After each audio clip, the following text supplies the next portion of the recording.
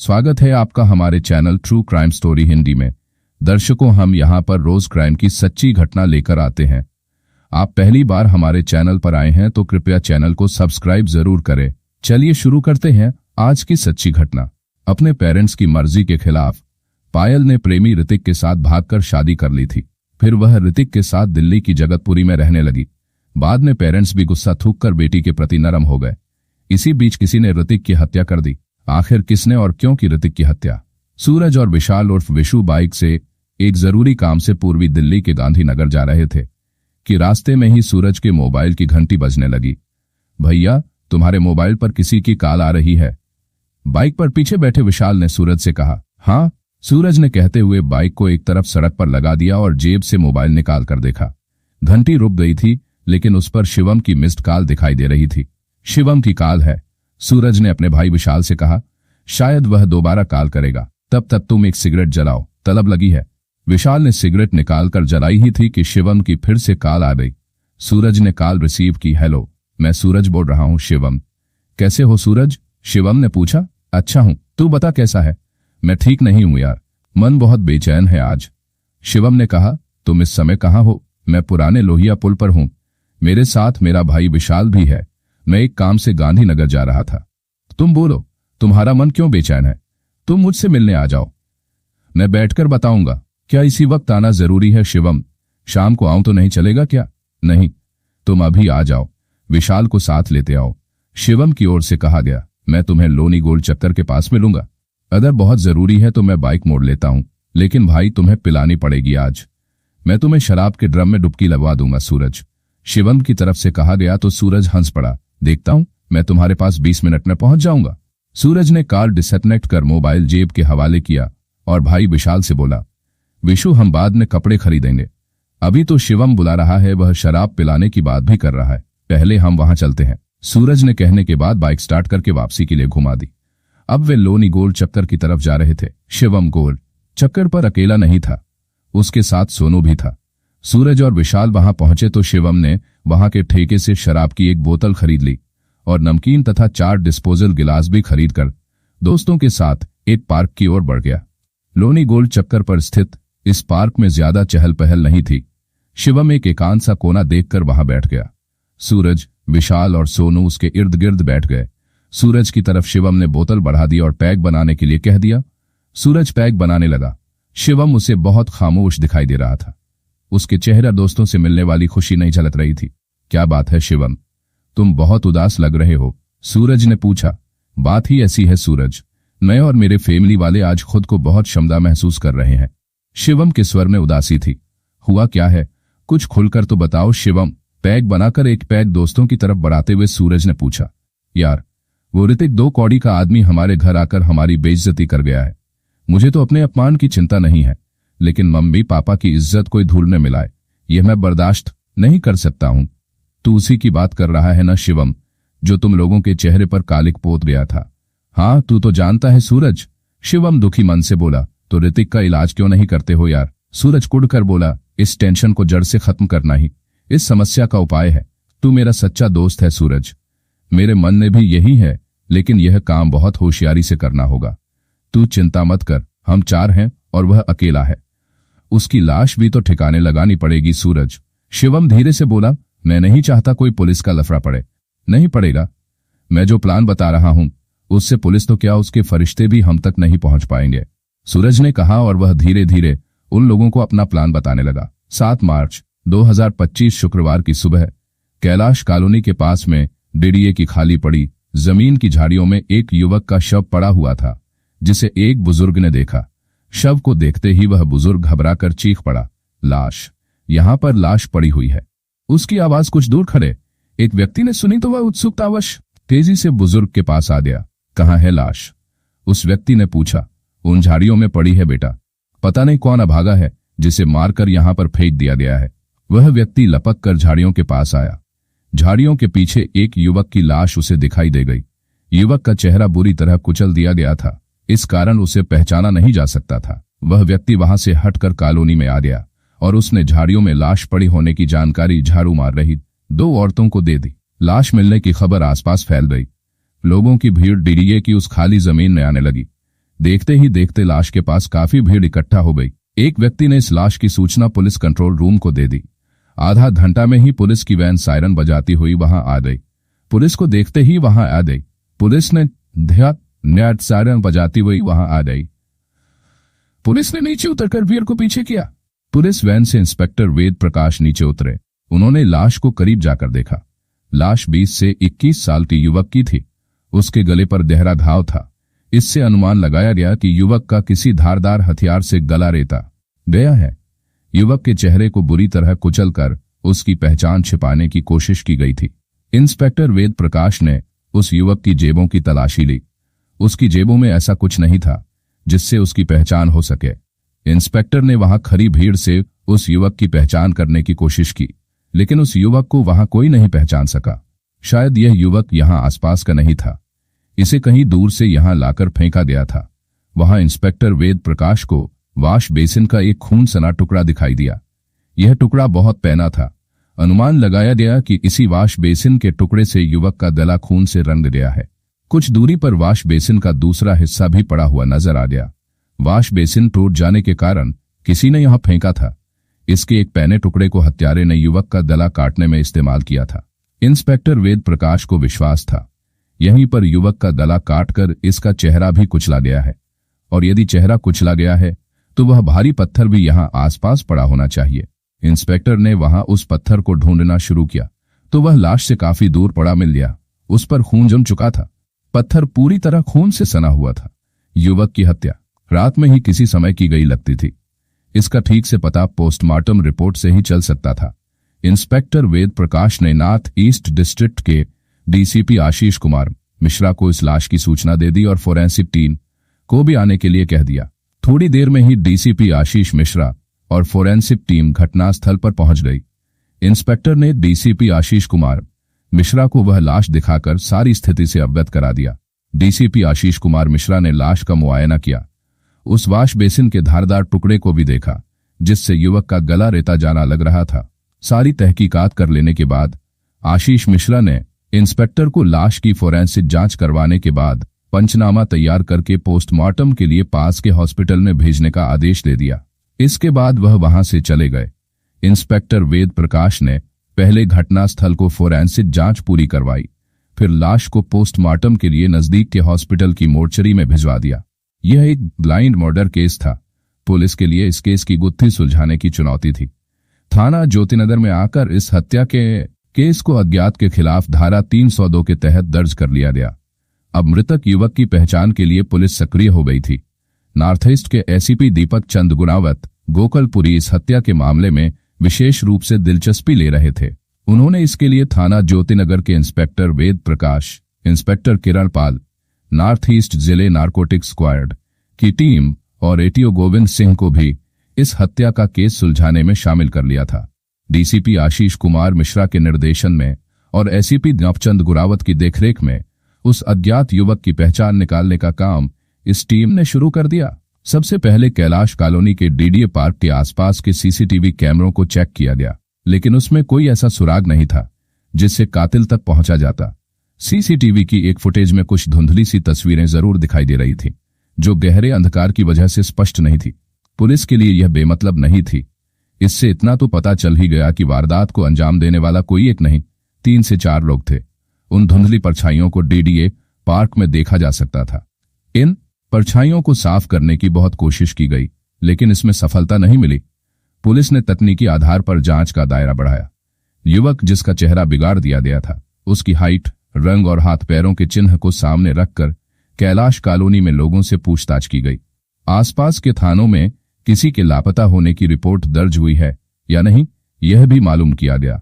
आखिर में एक ऐसा व्यक्ति सामने आ गया जिसे मृतक युवक के हुलिये से अपने एक दोस्त के होने का संदेह हो रहा था। उस व्यक्ति ने बताया, साहब मेरा एक दोस्त है ऋतिक, वह मेरे साथ ही काम करता है। वह रोज काम पर आता था, आज नहीं आया है। उसका हुलिया इस मृतक युवक से मेल खा रहा है। यदि इसका चेहरा बिगड़ा हुआ न होता तो मैं स्पष्ट रूप से पहचान लेता। आप मेरे संदेह के आधार पर जांच करिए, हो सकता है आपको कुछ सफलता मिल जाए। ऋतिक कहाँ रहता है यह बताओ, हम उसके घर मालूम करके तुम्हारे संदेह की पुष्टि कर लेते हैं। इंस्पेक्टर किरण पाल ने पूछा। साहब ऋतिक जगतपुरी में रहता है, उसके पापा का नाम सुंदर है और वह B32 से जगतपुरी में रहता है। ठीक है, हम तुम्हारे संदेह के आधार पर जांच कर लेते हैं, इंस्पेक्टर किरण पाल ने कहा, और उसी वक्त वह इंस्पेक्टर वेद प्रकाश और ATO गोविंद सिंह के साथ जगतपुरी के लिए पुलिस वैन से रवाना हो गए। जगतपुरी में मकान नंबर B32 से ढूंढना मुश्किल नहीं था। थोड़ी देर में ही वह उस मकान के दरवाजे पर पहुंच गए। दरवाजा बंद था। इंस्पेक्टर वेद प्रकाश ने दरवाजा खटखटाया तो एक युवती ने दरवाजा खोल दिया। उस युवती की मांग में सिंदूर और गले में मंगलसूत्र देखकर ही अनुमान लगाया गया कि यह शादीशुदा है। उसकी आंखें सूजी हुई थीं, जैसे वह बहुत रोई हो। अपने दरवाजे पर पुलिस को देखकर वह बुरी तरह घबरा गई। क्या बात है साहब, आप लोग यहाँ किस लिए आए हैं?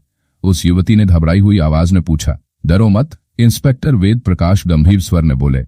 हम तो यह मालूम करने आए हैं कि क्या यह ऋतिक का घर है। हाँ साहब, यह ऋतिक का ही घर है, युवती जल्दी से बोली। उनके बारे में कोई खबर है क्या? इंस्पेक्टर वेद प्रकाश और इंस्पेक्टर किरण पाल समझ गए कि वह सही जगह पर आए हैं। वह लाश ऋतिक की ही है, क्योंकि वह घर से मिस है। ऋतिक कहीं गया हुआ है क्या? युवती की बात का उत्तर न देकर इंस्पेक्टर किरण पाल ने पूछा। जी, वह कल 8 मार्च की शाम से ही अपनी ससुराल गए हुए हैं। पूरी रात घर नहीं लौटे हैं। उनका फोन भी नहीं लग रहा है। तुम ऋतिक की क्या लगती हो? जी, मैं उनकी पत्नी हूं। मेरा नाम पायल है। तुम यह तस्वीर देखकर पहचानो, क्या यह ऋतिक ही है? इंस्पेक्टर किरण पाल ने यह कहकर मृत लाश वाली फोटो पायल के सामने कर दी। पायल उस तस्वीर को कुछ देर गौर से देखती रही, फिर दहाड़ मार मार रोने लगी। इंस्पेक्टर किरण पाल और इंस्पेक्टर वेद प्रकाश ने एक दूसरे की तरफ देखा।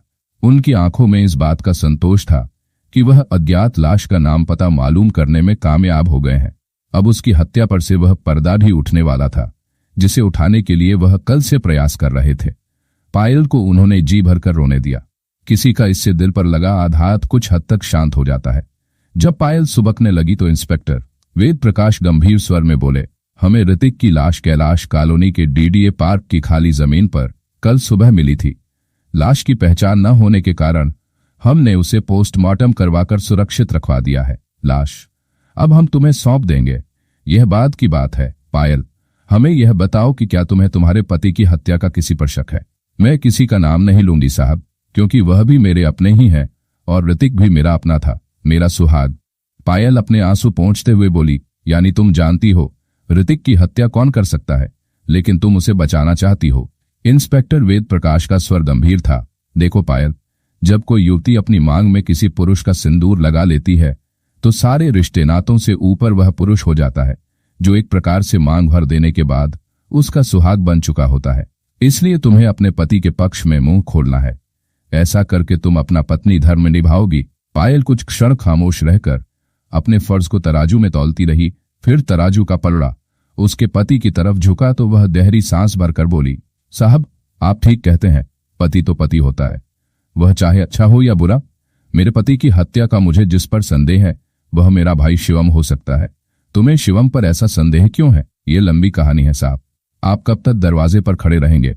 आप अंदर चलिए, मैं सब बताती हूँ, पायल ने कहा और दरवाजे से एक तरफ हट गई। Inspector Ved Prakash, ATO Govind Singh, narcotics squad के इंस्पेक्टर किरण पाल अंदर ड्राइंग रूम में आ गए। पायल अब काफी नॉर्मल हो गई थी। वह उन लोगों के सामने बैठते हुए बोली, साहब मैं ऋतिक से प्यार करती थी। वह हमारे घर के पास किसी से मिलने आता जाता था। मैं ऋतिक संग प्यार में इतना आगे बढ़ गई कि एक दिन अपने मम्मी पापा भाई को सोता छोड़कर ऋतिक के साथ घर से भाग गई। मैंने ऋतिक से प्रेम विवाह कर लिया और छिपकर दिल्ली में ही रहने लगी। मेरे भागने से मेरे मम्मी पापा भाई की पूरे इलाके में बदनामी होने लगी, लेकिन मुझे इस बात का कोई पछतावा नहीं हुआ। मैं अपने प्रेमी की बाहों में खुश थी। पायल कुछ देर के लिए रुकी, फिर कहने लगी, साहब मेरे प्यार का भूत तब उतरने लगा जब ऋतिक का व्यवहार मेरे और मेरे परिवार के प्रति रूखा और कड़वा होने लगा। मैं एक बात बता दूं, मेरे भागने के काफी दिन बाद मेरे फैमिली वालों का गुस्सा मेरे प्रति ठंडा हो गया। वे फोन पर मुझसे प्यार से बातें करने लगे, मेरे घर भी कभी आने लगे, लेकिन मेरा भाई अभी तक नाराज था हमसे। इधर ऋतिक का व्यवहार मेरे प्रति बदल गया था। वह मुझसे बात बात पर लड़ता, मुझे गालियां देता, मुझ पर हाथ भी उठाने लगा। मैं क्या करती? घर से भागकर मैंने गलती की थी, इसलिए अब घर भी नहीं लौट सकती थी। मैं सब कुछ सहने लगी, लेकिन ऋतिक का एक रूप मैंने यह देखा कि वह अब मेरे फैमिली वालों की भी बेइज्जती करने लगा। मैं क्या करूं, क्या न करूं, यही सोचती रहती। ऋतिक ने 6 मार्च 2025 को तो सारी हदें पार कर दी। वह मेरे मायके गया। उसने शराब पी रखी थी।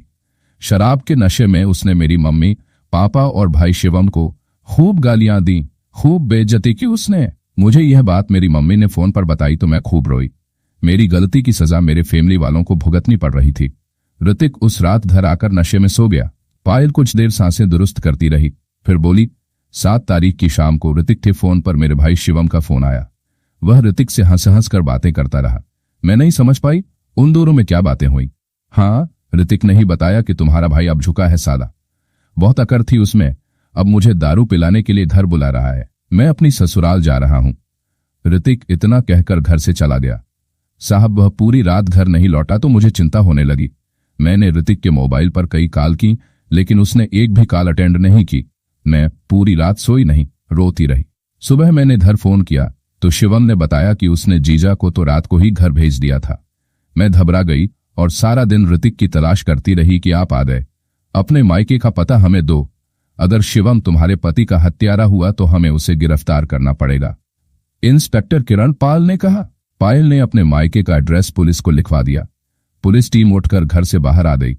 पायल को उन्होंने बता दिया कि कागजी कार्रवाई करने के बाद कल ऋतिक की लाश तुम्हें सौंप दी जाएगी। वह एटीओ गोविंद सिंह के साथ हॉस्पिटल की मोर्चरी में जाकर लाश की शिनाख्त का काम पूरा करवा दे। पुलिस टीम ऋतिक के घर से ज्योति कॉलोनी के लिए चल पड़ी। शिवम को दबोचने के लिए ज्योतिनगर थाने से 4 से 5 पुलिस वाले शिवम के घर बुलवा दिए गए। पुलिस वैन ज्योतिनगर में मकान नंबर 502, 9 गली नंबर 1, अशोक नगर पहुंच गई। थाने से पुलिस के 5 जवान भी वहां उनसे आ मिले। पुलिस टीम को शिवम घर में ही मिल गया। उसे दबोचकर थाने लाया गया। वह बहुत डर गया था। थाने में उससे कड़ी पूछताछ हुई तो उसने कबूल कर लिया कि ऋतिक का खून उसी ने अपने दोस्तों के साथ मिलकर किया था। उन्होंने ऋतिक को कैलाश कॉलोनी के खाली पड़े डीडीए पार्क में ले जाकर मारा था। शिवम ने अपने साथ इस हत्या में शामिल हुए सूरज, विशाल और सोनू के नाम तथा पते पुलिस को बता दिए। पुलिस टीम ने रात को ही सूरज, उसके भाई विशाल को ईस्ट नथुपुरा चौक से और सोनू को बी रॉब गली नंबर 6 ज्योतिनगर से दबोच लिया। सूरज की उम्र 25 करीब साल थी और विशाल की केवल 18 साल। ऋतिक की हत्या करने में दोनों भाई शिवम का साथ देने के लिए इसलिए तैयार हुए थे कि वह उनका दोस्त था। 18 वर्षीय सोनू भी शिवम की दोस्ती की वजह से उसका साथ देने को तैयार हुआ था। तीनों ने अपना गुनाह कबूल कर लिया। शिवम ने यह पूछने पर कि उसने अपनी बहन का सुहाग क्यों उजाड़ा तो शिवम ने कहा, साहब ऋतिक ने मेरी बहन को प्यार में फंसा कर भगाया था। इससे हमारी बहुत बेइज्जती हुई। हम फिर भी यह सोचकर कि बहन ने अपना घर बसाया है चुप लगा दे, लेकिन जब वह मेरी बहन पर अत्याचार करने लगा तो मेरा खून खौलने लगा। 6 मार्च की रात के 9 बजे सिर से पानी तब ऊपर चला गया जब ऋतिक शराब पीकर हमारे घर आ गया। उसने मेरे पापा और मम्मी की खूब बेइज्जती की, उन्हें गंदी गंदी गालियां दी। मैं यह सब उस वक्त सहन कर गया, लेकिन पूरी रात में उसे सबक सिखाने के लिए सोचता रहा। दूसरे दिन मैंने अपने दोस्तों सूरज, विशाल और सोनू को घर बुलाया। हमने गोल चक्कर रोनी से शराब की बोतल खरीदी और एक पार्क में बैठकर ऋतिक की हत्या करने का प्लान बनाया। प्लान के अनुसार मैंने अपने जीजा ऋतिक को फोन करके शराब पीने की दावत दी। मैंने कहा कि आप बड़े हो, घर के दामाद हो, हम झुककर आपका मान सम्मान करेंगे। ऋतिक मेरी बातों से खुश होकर ज्योतिनगर आ गया। मैंने अपने तीनों दोस्तों के साथ ऋतिक को जमकर शराब पिलाई। वह नशे में जब लड़खड़ाने लगा तो एक किराए की कैब बुलाकर हम ऋतिक को कैलाश कॉलोनी ले गए। कैब को छोड़कर हम ऋतिक को रात के अंधेरे में डीए पार्क की खाली जगह में ले आए। यहाँ हमने उसे दबोचकर पास में पड़े वाश बेसिन के टुकड़े से उसका गला काट डाला।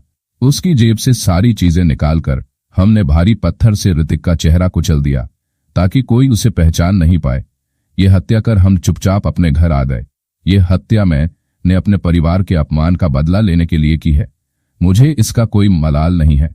पुलिस ने इन चारों के खिलाफ बीएनएस की धारा 103(1)(3)(5) पर मामला दर्ज करके इन्हें सक्षम न्यायालय में पेश करके जेल भेज दिया। मिलते हैं दर्शकों एक और सच्ची कहानी लेकर। तब तक अपना ख्याल रखें और जुर्म के खिलाफ लड़ने की मुहिम में हमारा साथ देने के लिए कृपया चैनल को सब्सक्राइब और वीडियो को लाइक जरूर करें। जय हिंद।